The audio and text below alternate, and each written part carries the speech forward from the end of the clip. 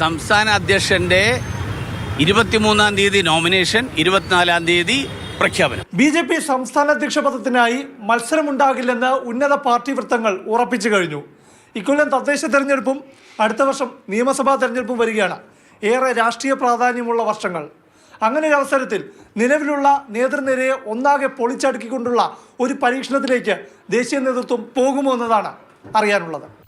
ഏറെക്കാലമായി സംസ്ഥാന general secretary പദം വഹിക്കുന്ന MT രമേശ് ഇത്തവണ സംസ്ഥാന അധ്യക്ഷനാകാൻ സാധ്യതയേറെയെന്ന് വിലയിരുത്തലുണ്ട്.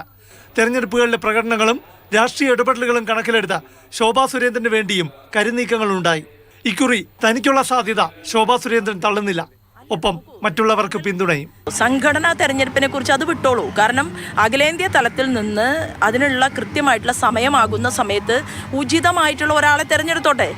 അപ്പോൾ ആ വ്യക്തിയുടെ കൂടെ ഒരു വ്യക്തി ഇപ്പോൾ വേറൊരാളെ തിരഞ്ഞെടുത്തു കഴിഞ്ഞാൽ ആ തിരഞ്ഞെടുക്കുന്ന വ്യക്തിയോടൊപ്പം ഞാനാണ് പ്രവർത്തിക്കണം എന്ന് പറയുന്നതെങ്കിൽ എന്നോടൊപ്പം അവർ എല്ലാവരും ഒരുമിച്ച് ചേർന്നുകൊണ്ട് എണ്ണയിട്ട യന്ത്രം പോലെ പാർട്ടി മെഷീനറിയെ വർദ്ധിതമാക്കിക്കൊണ്ട് മുന്നോട്ട് പോവുക എന്നുള്ളത് തന്നെയാണ്. മുൻ കേന്ദ്രമന്ത്രി രാജീവ് ചന്ദ്രശേഖറിന്റെ പേര് വരെ ഇത്തവണ പരിഗണിക്കപ്പെട്ടവരുടെ പട്ടികയിലുണ്ട്.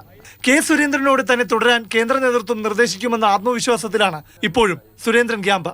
K. സുരേന്ദ്രൻ പാർട്ടിയുടെ തുടർ പരിപാടികളിൽ സജീവമായത് ഇതിന്റെ സൂചനയായി ചൂണ്ടിക്കാണിക്കുന്നു. അധ്യക്ഷ പദവിയിൽ 5 വർഷമായി തുടരുന്നവരെ ഒരു ടേമായി പരിഗണിക്കേണ്ടെന്ന് കേന്ദ്ര നേതൃത്വം തീരുമാനിച്ചതിനാൽ സുരേന്ദ്രൻ മാറുമെന്നാണ് എതിർചേരിയുടെ ഉറച്ച പ്രതീക്ഷ. ഇതിനോടകം സംസ്ഥാന അധ്യക്ഷ പദവിക്കായി ഗ്രൂപ്പുകൾ ചരടുവലി നടത്തിയിട്ടുണ്ട്. അതിനിടെ V. മുരളീധരനും മനസ്സ് തുറന്നു. എന്റെ പേര് ഞാൻ പരിഗണിക്കുന്നില്ല.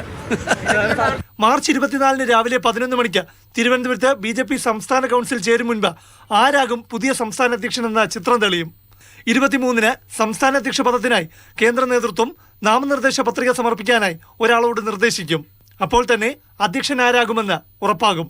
നാമനിർദ്ദേശ പത്രിക സ്വീകരിക്കാനും അധ്യക്ഷനെ പ്രഖ്യാപിക്കാനുമായി കേന്ദ്രമന്ത്രി പ്രഹ്ലാദ് ജോഷി, പ്രഭാരി പ്രകാശ് ജാവ്ദേക്കർ, സഹപ്രഭാരി അപരാജിത സാരംഗി എന്നിവർ എത്തുകയാണ്.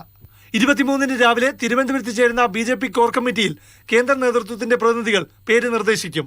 ഉച്ചയ്ക്ക് ശേഷം നാമനിർദ്ദേശ പത്രിക സ്വീകരിക്കുമ്പോൾ പിന്തുണയുമായി ജില്ലകളിൽ നിന്നും കൗൺസിൽ അംഗങ്ങളിൽ നിന്നും നാമനിർദ്ദേശമുണ്ടാകും. പ്രശാന്ത് കൃഷ്ണ, മാതൃഭൂമി ന്യൂസ്, തിരുവനന്തപുരം.